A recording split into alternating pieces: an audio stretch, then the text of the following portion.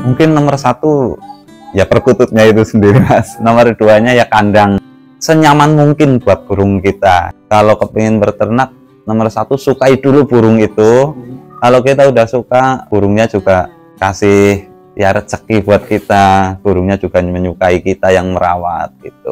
Alhamdulillah sangat menguntungkan, Mas. Ya bisa bertahan karena menguntungkan. Yang penting hobi dulu, pasti kita nggak merasa capek ngurusin burung. Insya Allah burungnya ngerezekiin buat kita. Yang penting ada burung jantan, burung betina, kita jodohin beranak, yaitu rezeki kita. Murah belum tentu jelek. Kalau jelek pasti murah, mahal belum tentu bagus, bagus pasti mahal. Burungnya pada gacor, kalau dijual lagi mungkin burungnya hilang, uangnya juga habis. Nah dari situ saya rasa kepingin mengembangbiakan, jadi anakannya nanti saya baru jual. Nah karena dulu saya hobi, jadi ya berjalan begitu saja lah. Saya cari betina yang bagus, cari burung jantannya udah punya, jadi saya jodohin, berkembang terus lama-lama banyak yang minta anakannya, terus saya banyakin produksinya dan ternyata itu berhasil. Alhamdulillah sampai sekarang masih bisa ya ada 60 pasang lebih, bisa berjalan dengan ya bisa dibilang lancar sampai kurang barang malah. Pas pertama paling 9 pasang dulu, karena 9 pasang itu kan ada yang bagus ada yang jelek, saya titip-titipkan ke teman, terus yang jelek-jelek saya titipkan, yang bagus-bagus saya kembangkan lagi, jadi alhamdulillah jadi banyak.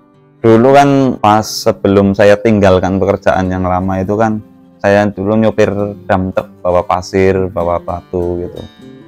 Itu 2020 saya masih bawa truk itu. 2022 saya tinggalkan itu, saya fokus ke ternak perkutut gitu. Dulu pas saya masih sopir juga udah memulai itu ya, cuma belum full saya seharian di rumah, enggak, cuma habis kerja atau lagi libur saya main perkutut ya, itu terus membesar sampai sekarang jadi banyak kayak gitu. 2022 saya tinggalkan, fokus ke perkutut.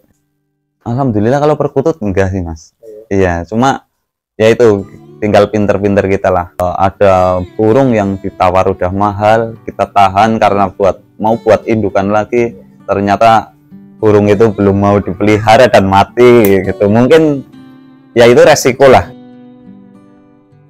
Kalau untuk pengembangbiakannya itu yang penting ada jantan ada betina. Kalau jantan ya usahakan yang bagus lah, intinya ya pilih jantan bagus, betina yang bagus. Kalau proses penjodohan itu lumayan lama itu, soalnya butuh kesabaran ekstra.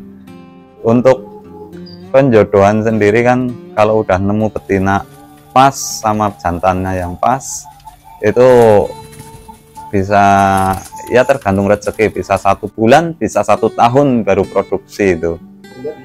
Kalau secara fisik nggak ada ciri sendiri ya Mas, cuma kalau itu dari suara, tetap harus dengar suaranya. Soalnya kalau burung perkutut itu sekilas sama semua sih, mau lokal, crossing, Bangkok, sekilas sama semua, cuma yang membedakan suaranya. Ciri-ciri suaranya itu kalau Bangkok khususnya yang nada depannya jerit, terus ketukan tengahnya tidak terlalu kencang, terus ujungnya itu ya bisa dibilang kalau bahasanya kan sopan gitu. Kalau betina ya sama aja sih, cuma kan kebanyakan kan betina lebih volumenya lebih dikit gitu, lebih power yang jantan. Cuma kalau untuk produksi gennya lebih kuat itu betinanya, jadi mungkin 70-80% itu ikut betinanya, suaranya. Nomor satu itu gen betinanya yang kalau untuk durasi 1 tahun mungkin katakanlah kalau mengeram itu kan 14-15 hari menetas. Itu kalau udah anaknya sekitar umur 20 harian itu udah mulai angrem lagi biasanya. Jadi ya di rata-rata itu 3 bulan dapatlah 2 kali narik anakan. Tidak ada batasan, Mas. Iya, jadi ada yang 1 bulan udah diambil, 2 bulan.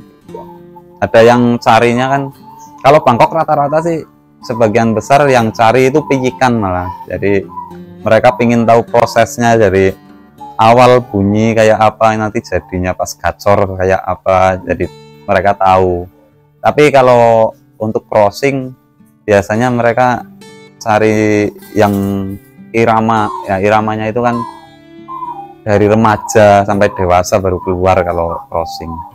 Umur 10 tahun masih produktif, masih ya, karena saya waktu beli itu umur 5 tahun dulu saya jodohin, sampai sekarang masih lancar produksi ya. Setahun bisa lah, kalau 1 burung mungkin keluar ya mungkin bisa di rata-rata 12-14 ekor lah setahun bisa. Itu udah kepotong masa, ada fase yang mereka itu nggak bertelur atau telurnya nggak jadi gitu, mabung lah bahasanya.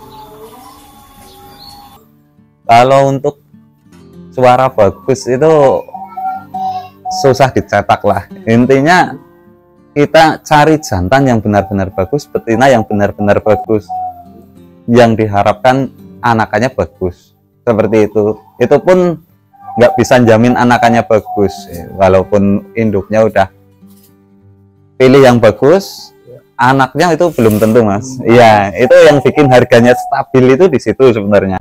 Karena kita punya burung bagus, kita breeding, walaupun betinanya dikasih bagus juga, itu anaknya belum tentu rezekinya bagus, gitu belum tentu.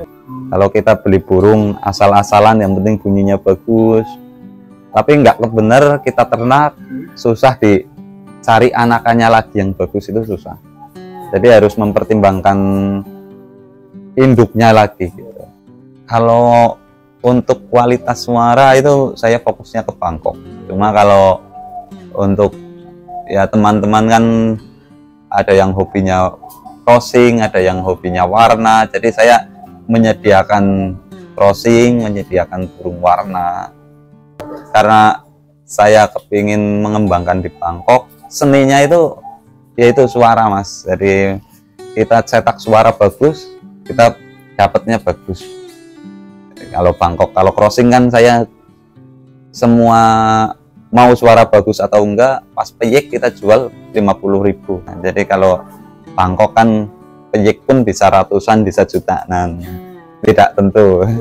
Kalau pakan itu ya karena burungnya banyak ya saya pilih yang murah, jadi pakannya ya kiloan itu yang pakai karung, jadi beli ya 1 karung.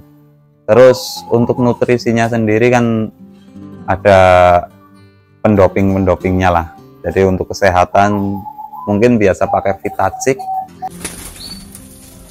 Kalau kandang minimal ya tingginya 90, lebar ya 60 lah, terus ya panjang sekitar 70 udah cukup itu. Jadi saya rata-rata 90 tingginya. Kalau 1 kandang tetap 2 ekor kan 1 pasang ya. Untuk pemasarannya ya kalau dulu paling 30-100 ekor itu udah maksimal dulu lah. Kalau jadi nggak ada masalah sih, cuma masih sepi. Kalau sekarang kan permintaan pasar kan alhamdulillah udah ada pelanggan kayak gitu, jadi rame lah. 100-200 ekor mungkin 1 bulannya rata-rata segitulah. Lumayan. Itu bukan dari anakan sendiri juga, Mas, karena kita kan ada senior-senior yang mendukung saya, jadi mereka taruh burungnya di sini. Nanti karena di sini kan banyak yang main kayak gitu, jadi kan penghobi-penghobi datangnya ke sini, dititipin lah burung-burung senior itu di sini. Nanti saya yang jual, nanti kalau udah terjual kita baru setor ke sana. Kalau di sini kan ada anakan dari sini juga, khususnya anakan dari sini itu kalau jenis pelangkok berkisar antara 150 sampai 500-an ribu lah, piyik gitu. Ya, kalau dewasa nggak tentu juga, itu kan kalau harga sih relatif sih Mas. Kalau di perkutut itu kalau bahasanya murah belum tentu jelek, kalau jelek pasti murah, mahal belum tentu bagus, kalau bagus pasti mahal. Ya, hobi sih, jadi patokannya hobinya. Kita mau jual burung itu dengan harga 200, mungkin ada ya sering juga mau jual 200 karena mereka nggak langsung diambil, itu buat saya Mas, dia kasihnya 300, nanti seminggu kemudian baru diambil gitu. Ada juga yang modelnya seperti itu, tapi kan ada ya mayoritas kan nawar, kita jual dengan harga 200, kita tawarkan di angka 250 atau 300 gitu, nanti kan nego-negonya. Kalau pemasaran mungkin mayoritas sih daerah sini aja, Banyumas, Jawa Tengah, Purbalingga. Kalau buat yang di Facebook, biasanya pelanggan di Facebook ya ada yang Surabaya, Bekasi, Bandung, bahkan Palembang, luar pulau juga, ya lumayan lah. Prospeknya ke depan juga ya harga perkutut kan ya nggak kayak harga ocean dan lain-lain lah. Kita apa namanya ya, dari segi kualitas suara itu yang menentukan harga. Jadi kita nggak, kadang ada yang laku 1 juta, ada yang laku 100.000, ya itu kan rezeki, itu belum bisa buat patokan harga perkutut ini segini kayak gitu, itu belum bisa. Kita ya istilahnya jackpot lah, dari indukan ini ternyata keluar istimewa mungkin jutaan gitu. Nah, kendalanya mungkin yang di awal-awal kayak saya itu karena saya belum punya, ya belum termasuk peternak besar lah, karena mereka kan lebih berpengalaman gitu. Mungkin kalau kendala nomor 1 kendala cuaca ya Mas. Iya, jadi kita udah semaksimal mungkin untuk berusaha untuk burung sehat, tapi ternyata cuaca, terutama musim penghujan kayak gini nih, jadi harus ekstra perawatannya.